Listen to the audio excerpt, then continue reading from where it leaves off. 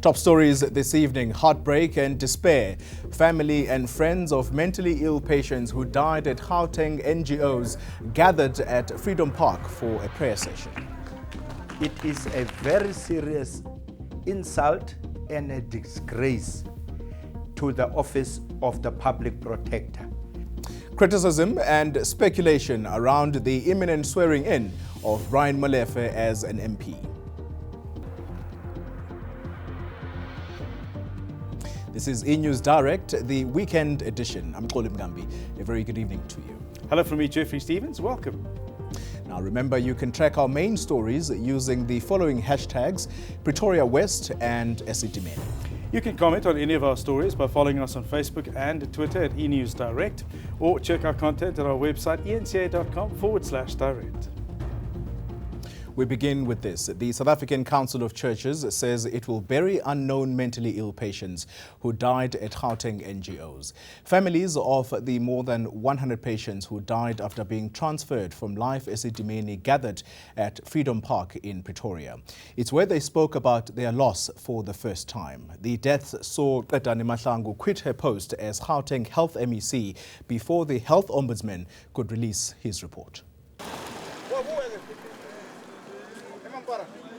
Relatives arrive for a healing session, including Miriam Mnisi, whose son Jabulani would have turned 60 this year.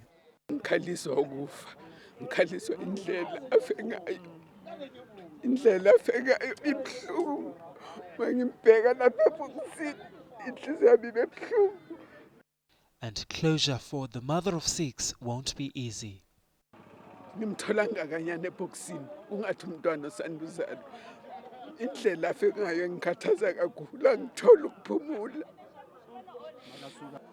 Families gathered together to find solace at this private healing session. Grief, heartache, and it's raw. And for some here, they feel that authorities have failed them. The journalists were given few moments inside the venue, but were then asked to leave. Families wanted privacy in sharing their experiences of loss. The South African Council of Churches says it will continue to offer support to families. We have deployed our pastors who will provide them with pastoral support. We got psychologists, we got counselors, we got social workers, so everything is here. For many of these families, news that several officials linked to the death of their loved ones will appeal the findings of the Health Ombudsman report could make even harder to find closure. Malungelo Boy, Pretoria. It's quiet in Pretoria West this evening following protests by fed-up community members. 2 houses were set alight, which they claim are being used for drug trafficking and prostitution. They also accuse the police of not doing anything to stop crime in the area. A quiet note: some language in the story may offend some viewers. A scene resembling that of Rosentenville just a few days ago. This house was torched by members of the community here in Pretoria West. They say it's being used as a brothel and hideaway for drugs. The owner lives in the cottage at the back of the house. Last May, she rented the house to a foreigner. In June last year, I noticed some strange movements around the house. It was just an ordinary guy with his girlfriend who stayed here, and another Nigerian person who selling stuff and things like that. It was just an ordinary house. She says she turned to the police at the time. I won't speak to Pretoria West Police because I know they're corrupt to the core. This is another house that was stormed by people living in the area. Women living here were chased out, but one managed to come back later. She admits she is a sex worker. What are you doing here? Huh? Hills. Oh, you are selling. Okay, for how much? Huh? 70 short time. Police are patrolling the area but say it is difficult to implement a plan of action. Raiding houses are a short-term solution as they are often occupied again and used for illegal activities. Lindiwe Sithole, Pretoria. The Defence Force has released the names of 3 sailors who died at a naval base in Durban yesterday. At the same time, they've been praised for the rescue attempt that ultimately led to their deaths. Leading seaman Amrithal Ramdin, able seaman Francois Mundel and seaman Hendro Tebok were overcome by fumes when they came to the aid of 3 public works contractors who were overwhelmed by gas in a sewage pit. The SANDF members responded when another contractor called out for help. They were unable to save the 3 men in the pit and succumbed themselves. A Navy Board of Inquiry has been set up and police are also investigating. The Minister of Defence, Nosiviwe Mapisa-Nqakula, has sent condolences to the families. Opposition parties have slammed the ANC's decision that former Eskom CEO Brian Molefe is set to become a member of parliament. The Democratic Alliance has laid criminal charges against Molefe and says he has a cloud of corruption hanging over his head. The Congress of the People has called the appointment a disgrace and an insult to the office of the Public Protector. But the ANC in the Northwest has come out in defense of the former Eskom boss. Former Eskom boss Brian Molefe is headed to the National Assembly, much to the ire of opposition parties. The DA describes the move as an attempt by President Jacob Zuma to siphon state coffers. We've heard the rumors, which are suddenly becoming credible information, that he's going to have his hands on the treasury. And I think South Africans, once that happens, we can be convinced that President Jacob Zuma only is interested in one thing going forward, and that's ensuring that he's able to loot the treasury. Molefe resigned from Eskom under a cloud after being implicated in the Public Protector State of Capture report. But he has consistently denied being influenced by the Guptas. Cope says his swearing in will undermine the office of the Public Protector. It is a very serious insult and a disgrace to the office of the Public Protector that Brian Molefe was one of the people who was fingered by the Public Protector in her report of the state capture report. And now Brian Molefe is being deployed to Parliament. Political parties are adamant this development lends credence to the claim that a cabinet reshuffle is imminent, and that Molefe might replace Finance Minister Pravin Gordhan, something one political analyst says may have disastrous consequences. If he is going to be the Minister of Finance or even the Deputy Minister of Finance, that cloud would have significance in terms of the perceptions of South Africa's management of the fiscus. Tourism Minister Derek Hanekom was quick to allay fears, tweeting that Cabinet supports Gordhan. Zuma has previously said a cabinet reshuffle is not on the cards. But many believe Molefe swearing in as an MP may prove the opposite. Bonga Dlulane, Cape Town. Now, with the announcement that former Eskom CEO Brian Molefe is heading to Parliament, speculation is rife that a cabinet reshuffle is on the cards. Analysts have pointed out that removing Pravin Gordhan as finance minister could be costly to the country's economy. Now, does this mean that Mcebisi Jonas should be concerned about his position as deputy minister in the cabinet?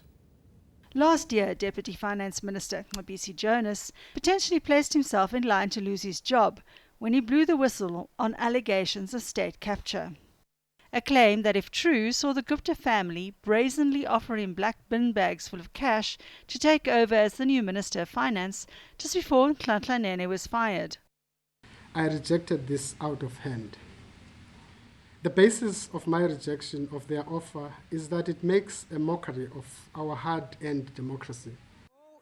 President Jacob Zuma tried to distance himself from the claims, stating that he alone holds the power to appoint cabinet ministers. If Jonas says he was offered by the Guptas, I think you'll be well placed to ask the Guptas or Jonas. Last week, Ajay Gupta denied in an affidavit that he had met with Jonas and called him blatantly dishonest. Jonas reiterated once again in a replying affidavit that the 2015 meeting did in fact take place at the Gupta residence in Saxonwold. The tit-for-tat affidavits stacking up form part of a court case between Finance Minister Pravin Gordhan and Gupta-owned Oak Bay Investments over its blacklisted bank accounts. The hearing is set to be heard on March the 28th.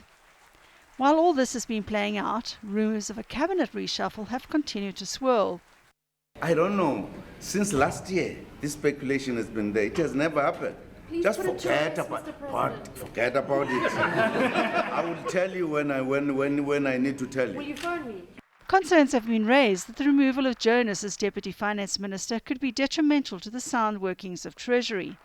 The economy could once again pay the price if Jonas is the one to go. The markets appear to like his stable presence. A Durban group is lobbying for the recognition of 6 Indian fishermen who rescued 175 people during a disastrous flood in Durban a century ago. 400 people died during that flood. They would now like President Zuma to bestow the Order of Mendi on the families of these fishermen. Today, the group gathered on the banks of the Umgeni River to remember these heroes. Nilan Govender is 87 years old. He is here to remember his father, Sebapati Govender, a hero. 100 years ago, the Umgeni River flooded, and his father and 5 others used what they had to help those stranded, a banana boat. One of the men involved in that heroic act was my father, who was a 27-year-old young man who worked as a fisherman. So the rescue was conducted by a group of fishermen, and they rescued 175 people on that occasion. Govender says that while it's a centenary of the sinking of the SS Mendi this year, it coincides with the selfless act of the 6 forgotten Indian fishermen. They are now appealing to the president to honor this group of Indian fishermen who saved so many lives. The only reason we are appealing to the president is because the admissions for the nominations for Mendi Award of Bravery has been closed in August. So we're saying reopen it now for us. The community is asking. While they wait for an answer, the lobby group is celebrating the fishermen's feat with a book documenting the tragedy and heroism displayed in the Umgeni waters. Skushangase, Durban. In news making international headlines now, and Ugandan officials say 4,000 South Sudanese refugees have arrived in the country in the last week. This comes as fighting in the country continues. Thousands of people continue to flee South Sudan due to fighting between rebels and government forces. Last week, the United Nations confirmed that more than 1.5 million South Sudanese nationals had fled since fighting broke out. Now, towns like Keji, once a growing economic hub, have been looted and left destitute.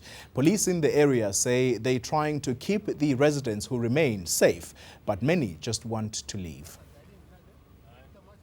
Newly elected president of the Gambia, Adama Barrow, has been sworn in as president. The event took place at a packed Independence Stadium in the town of Bakau. It is the second time President Barrow has taken the oath.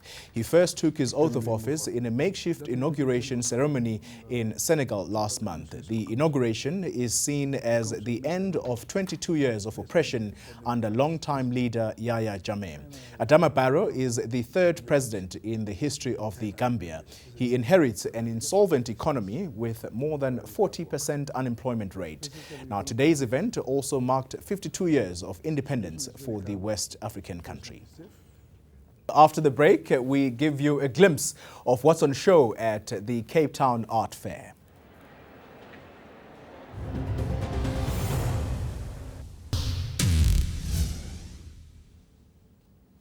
Let's give you some entertainment news now. And the 5th Cape Town Art Fair is bringing together the works of well-known and emerging artists under one roof.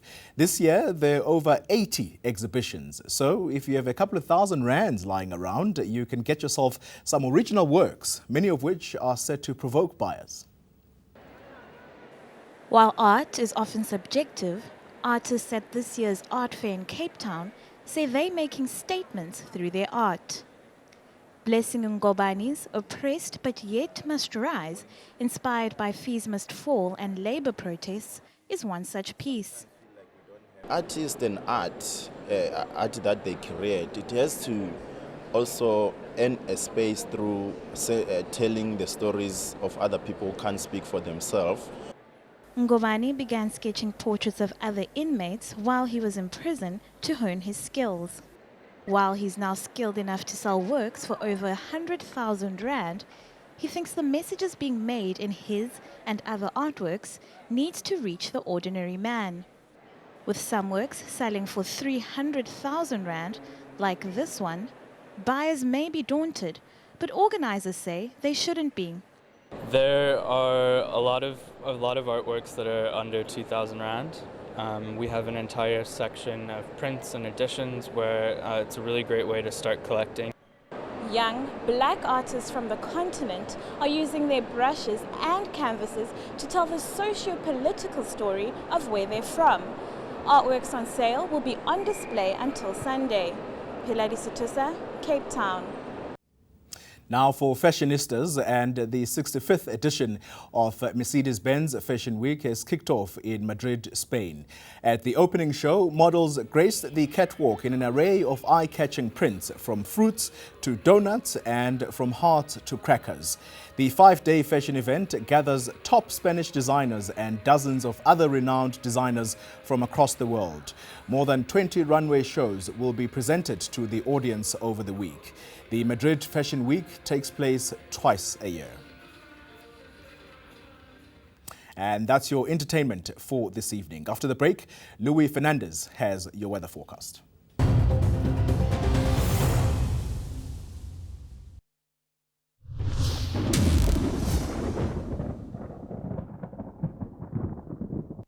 Hi there everyone. Let's start off with a quick check of the accumulated rainfall forecast for your Sunday, and there's going to be rain along much of the country's coastline. It's going to be a cooler day for those areas. Thunder showers for the interior, but the big story of the day is going to be heavy rainfall that's expected for parts of the Free State as well as around Lesotho, into KZN as well as parts of the Eastern Cape. We're certainly expecting more than 50 millimeters of rain for some parts of those provinces. Let's move ahead to your detailed forecast, and here we see lots of cloud and rain in KwaZulu-Natal. That's going to result in much cooler conditions for this province, especially in the south. Kokstad, 18 degrees as your maximum. Lots of cloud and rain into the Eastern Cape as well. Temperatures below the 20-degree mark for much of the interior. And for the Western Cape, it's also going to be a cool day along the south coast with a few drops of rain. Morning drizzle for Oudtshoorn and Beaufort West. And as you head westwards, it's going to be sunny and dry, very windy along the Atlantic coastline. Those winds could even be gale force at times. Those winds extend all the way through to Alexander Bay. For the interior of the Northern Cape, showers and thunderstorms, and those will be widespread for Kimberley as well as Colesberg. Into the Free State with widespread showers and storms over this province. Heavy rain possible for Bloemfontein as well as in the east around Bethlehem and Harrismith. And there's a 60% chance for showers and storms in the northwest. A hot day for Rustenburg, 30 degrees is your maximum temperature. Isolated thunder showers over Limpopo, a couple of drops of rain into the Lowveld where it's still going to be quite cloudy. And for Mpumalanga, we expect thunderstorms on the Highveld. Those are going to become scattered for Standerton and all across the southern parts. And there could also be a few light showers into the Lowveld areas. For Gauteng, isolated storms in Pretoria becoming scattered in the south, and the highest probability for rainfall is going to be towards evening over the province. Looking ahead to your Monday, and we expect wet weather to continue over the central parts as well as in KwaZulu-Natal. Temperatures remaining in the lower 20s for those areas, and we expect significant rainfall on Tuesday for parts of the northwest as well as for Gauteng, while hot weather returns to Cape Town at 30 degrees.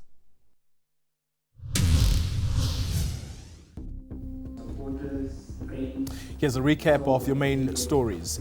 Heartbreak and despair. Family and friends of mentally ill patients who died at Gauteng NGOs gathered at Freedom Park for a prayer session. Well, that's a wrap from the eNews Direct team. Up next is your Saturday night feature, Big Mama's Like Father Like Son. Till next time, have a good night. Good night.